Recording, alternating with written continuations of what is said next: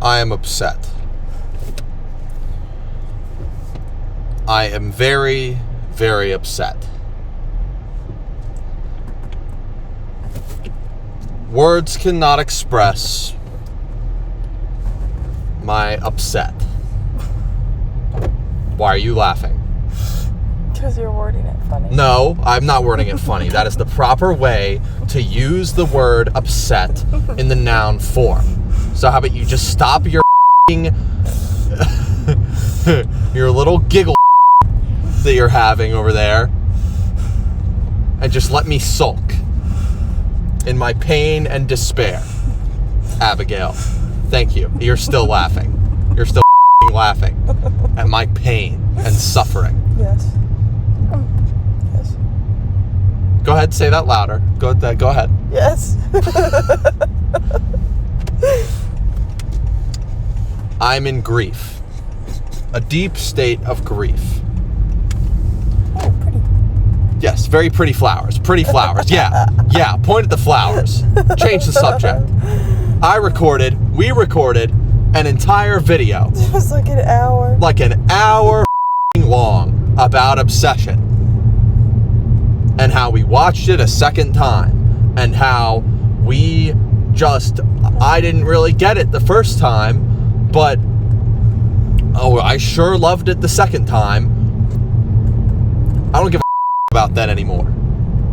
I don't give a. The microphone was off the entire time. The entire time. Do you understand what I'm saying?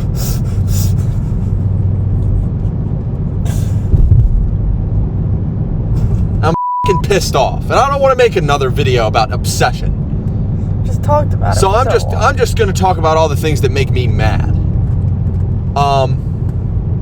People who honk at red lights.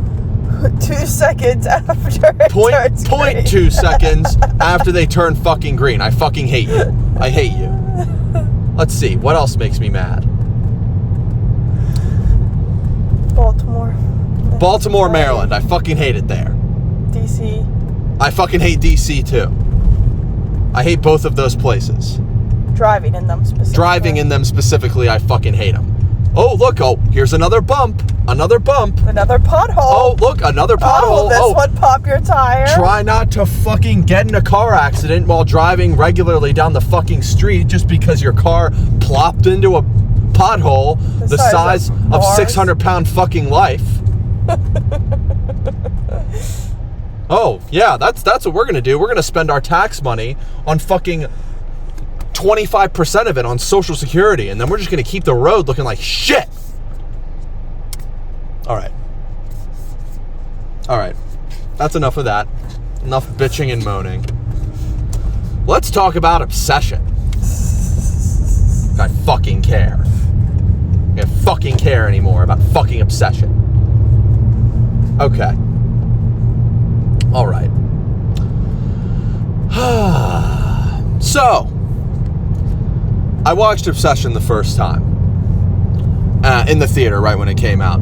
And I liked it, but I didn't love it because I didn't like the theme of the story because it's been done to death. Be careful what you wish for. I'm assuming you've seen the movie. The theme of the movie is basically be careful what you wish for.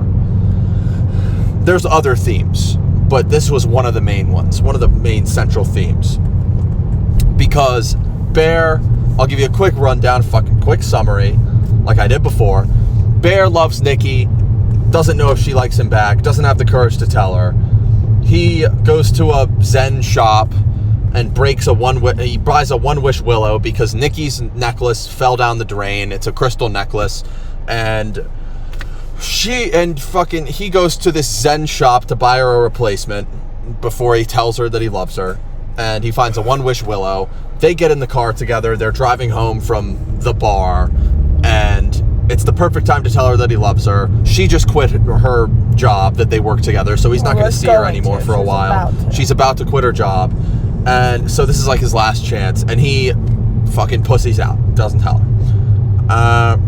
Like a fucking bitch that he is. He's a little fucking bitch. I hate this guy. I fucking hate this dude. Fucking dickhead. I almost said crackhead. That wouldn't have made any sense.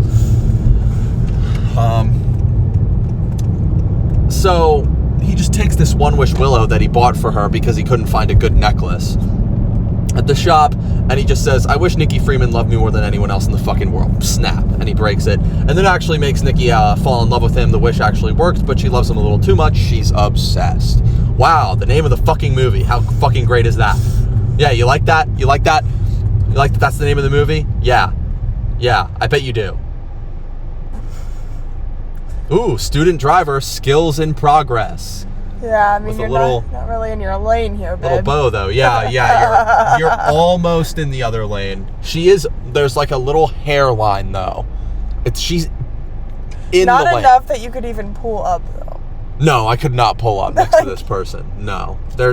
They are still learning. Okay. You know what I've thought about before? Is getting a student driver sticker and just putting it on the back of my fucking car. Even though I'm not a student driver, just so that nobody ever rides my ass. Nobody would ever ride your ass again. I feel like whenever I see student driver stickers, I'm more inclined to ride their ass. You're more inclined to get pissed off? They need to learn. They need to learn what it's like out here? Yeah, so like I will ride their ass on purpose. They need to get a reality check? Yeah. Like I'm trying to help you. You know what her fucking dad did to teach her how to drive? He forced her to hydroplane. Yeah, he had me it was raining really hard, a thunderstorm, and he had to teach me how to drive in all the weathers. So he made me hydroplane. Okay, I gotta get this video done. I have 14 minutes to make this video. So she gets obsessed with him, and then she gets really crazy. She does a bunch of crazy shit. So yes, I still think that the be careful what you wish for theme has been done to death, and they did it again, and it's kind of unoriginal, but I see it as more like a genre.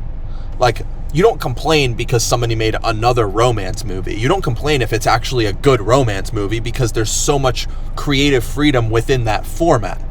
You know what I'm saying? Or like an action movie. Oh, made an action movie, how original. It can be original, even though people have done action movies before. I see it kind of in that vein, and I went back and watched it on streaming. Like last night. Oh, you know what also pisses me off? These fucking spotted lanternfly nymphs. I fucking hate them. I fucking hate them. They get all up in your fucking face. They fly onto your fucking shoulder. They're bitches. Fucking suck. There's one right here. Fuck you. You didn't do anything. Didn't do shit. That didn't scare him in the slightest. Okay, so but the thing is, like when you go back and look at this, and when you watch this movie again, you realize it's so much better on the second watch because you realize all the little details that they left in. The fact that Ian, Bear's best friend, you find out at the end, or in the middle maybe, that he and Nicki were hooking up for 2 years while Bear had a crush on Nicki. And I realized in the fucking beginning of the movie, Ian is he's sabotaging Bear. When Bear is trying to he's practicing his speech on the waitress for telling Nicki that he loves her, and the waitress tells her, oh my God, that was amazing. And Ian is like, no, dude, you can't do that. You gotta insult her a little bit. You gotta call her Freaky Nicki. And Bear's like, doesn't she hate that? And he's like, no, you gotta do it, dude, trust me. Yeah, it's mean. It's a good thing. He walks in between them at the bar when it's obvious that Bear's trying to work up the courage to tell her. He keeps trying to delay Bear telling her. And I think, Abby doesn't think so. Abby disagrees. We can't get into it because we don't have enough time. I think that Ian was possibly in love with Nicki because you have that 2 to 3 week montage where Bear and Nicki, after Bear makes the wish and Freaky Nicki is out, you have a 3-week montage where everything's actually going really well. And then the bad shit starts happening. Why? Because this alien that's possessing Nicki is realizing that Bear is starting to lose love for Nicki. Why? Because it wasn't love. It was purely infatuation. And you see, Ian and Nicki, however, were hooking up for 2 years straight. And they were still together, in quotes. Now, Sarah did say that it was purely casual, but I might have some things to say about that, because it's just... Pause, stop the video. See, in normal life, you can have a situationship go on for 2 years and have no love there. Like, that makes a lot of sense. Happens a lot in real life. But the contrast between that situation and that love montage, infatuation more so montage, between Bear and Nicki in the midway through the movie, somewhat, like right after he makes the wish, and they have those happy 2 to 3 weeks. When it's contrasted with that, and when you look at that montage closely, you can see Bear slowly losing interest for Nicki, because it was never love, it was purely infatuation. Even at the end of the montage, you see Bear when they're watching TV, Nicki's trying to talk to him, and he takes her head and moves it toward the TV with his hand. Ooh, I'm gonna stop at that. And which is a big indicator that he is losing interest. That's when the crazy starts. That's when it starts. It's perfectly fine for 2 to 3 weeks or however long that montage takes place. Contrast that with Ian and Nicki. 2 years, and they're still having sex those entire 2 years. Could just be a situationship. In real life, that's a very plausible thing. But it's just the way that the movie... It's the way that those two things contrast in the movie that makes me think that the directors are trying to send a little message there that at the very least, Ian loved Nicki. And the fact that he was trying so hard to keep Bear away from Nicki, to keep him from confessing his feelings, it leads me to believe that Ian really did want to be with Nicki, that he really did love her. And this is my conspiracy theory. This is my conspiracy theory for the end of the movie. Nicki, as you remember, she snaps the One Wish Willow,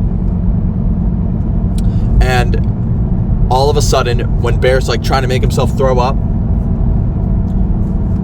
he snaps, and all of a sudden he loves her. And he loves, I guess, the fake Nicki. But this alien that's possessing Nicki is doing whatever it can to make itself appealing to Bear, to make itself lovable by Bear. And what I'm thinking is when Nicki snapped that One Wish Willow, Bear reverted to the person that it thought that the alien possessing Bear then thought would be the most appealing to Nicki. Now, would it be the one that's most appealing to fake Nicki or real Nicki? If it's the one that might be most appealing to real Nicki, and Nicki and Ian happen to actually be developing feelings for each other, which I don't know, it's a reach, then that would mean that Bear adopted the personality of Ian at the end of that. And Nicki went back to her own self It's a reach. It's a reach of a conspiracy theory. I don't know if it's actually true. I don't think it is. But that was the fact that Ian was really trying to dig and investigate and get into the weeds of why their relationship was working the way it was and how it happened so suddenly and how he was trying to keep Bear away from her. I never noticed any of that when I was watching the first movie. Though I was watching the movie for the first time. Also, we have all of the times. This movie is so much better on the second watch. We have all of the times that the real Nicki slipped out. There's the obvious ones where she tries to kill herself and she's like, what the fuck is happening? But then there's other times, if you pay attention, one of them is the night that Nicki shows up to Bear's house in the red dress and confesses her feelings. Fake Nicki confesses her feelings.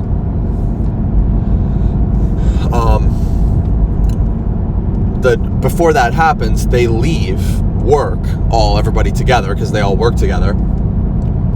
Nicki doesn't go home with Bear. Bear says to Nicki, I can't take you home today. And Nicki just says, I know, I'm just grabbing something from the car from yesterday. I think that was real Nicki. Because why wouldn't she insist on going home with Bear if she's obsessed with him? Why wouldn't she insist? She went home with Ian, I think, which is another reason I have this theory.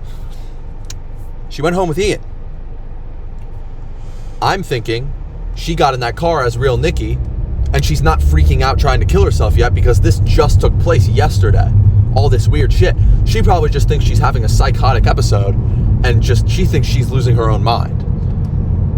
She probably doesn't know what the fuck's going on. So she might have even disclosed some feelings to Ian in that car. I'm pretty sure she went home with Ian.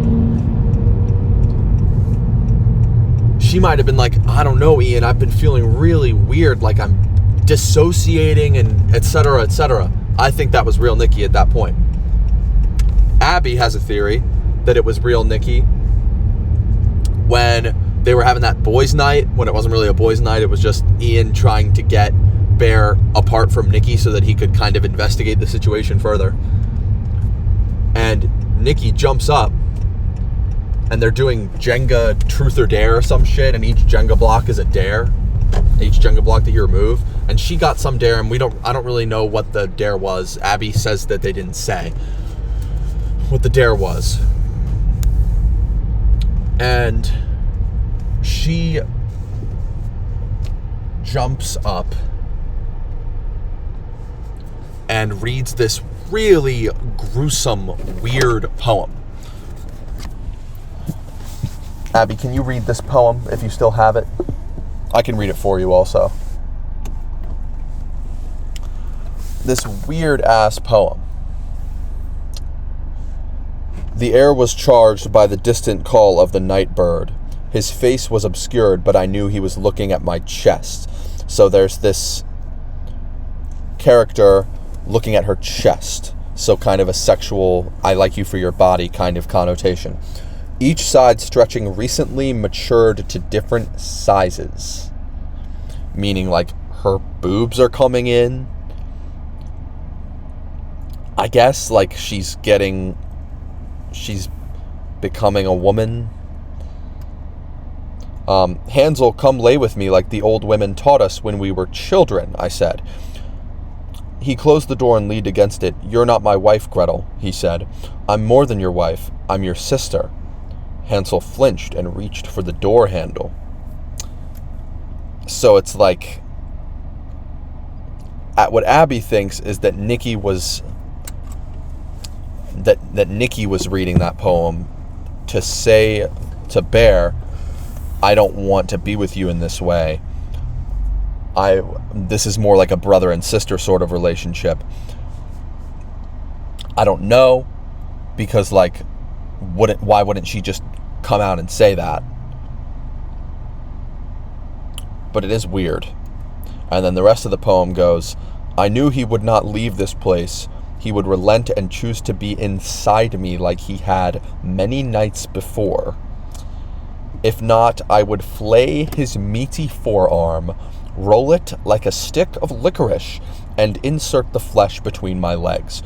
That is, I figure that there's no way that that's the real Nicki. That is definitely fake Nicki saying some weird shit about cutting off parts of his body if it means that it can be inside of her hoo-ha. Hansel is my soul.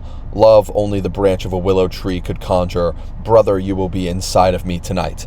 Some weird ass shit.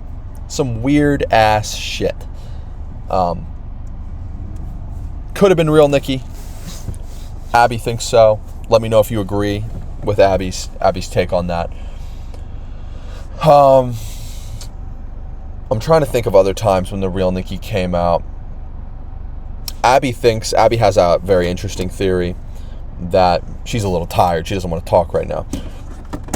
Has an interesting theory that at the end of the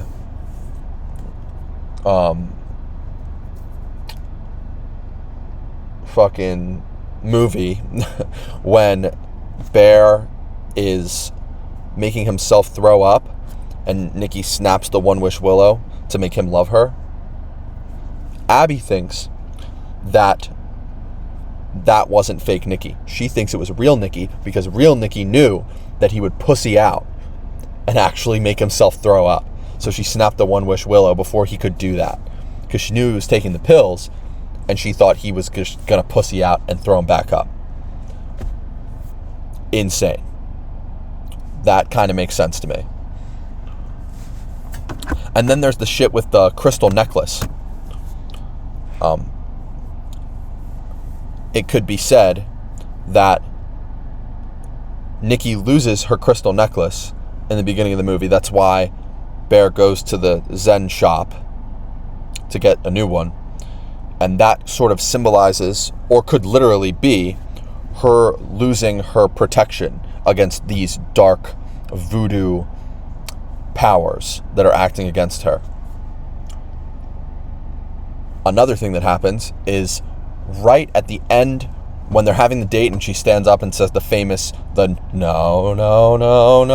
that shit, that date, that happens right at the end of their whole 3-week no problems love montage. Right when Bear is sort of starting to lose interest in her. So now she has to like try new shit because he's losing interest in Nicki because it was just infatuation, it wasn't love. So she has to like experiment. This alien who's possessing her has to experiment with new shit to see what works. And one thing that she does is give him Nicki's mom's tiger eye. It's another type of gemstone. That's her second half of protection from the evil voodoo shit. And I'm sorry. From that point forward, fake Nicki starts acting way, way, way crazier. She does the shit with his cat where she makes him eat it. She does the shit where she stands in the corner and stares at him. She does the shit where she stands up and yells. In the restaurant, she kills people. All that shit. I'm thinking that tiger eye, well, I'm not thinking, Abby actually told me this. The tiger eye was the other half of protection. Perhaps Nicki still was able to fight this curse a little bit. So that's pretty fucking interesting. I wonder if I have any more notes on this topic. That might be it. Yeah, that's it. Yeah, so in conclusion, I would say I originally gave this movie an 80 to 85% on the Rotten Luke score chart. But I'm going to bump it up because this is a really interesting film on the second watch. And given that I've had don't ignore my fucking teeth. I know that they're crowding, okay?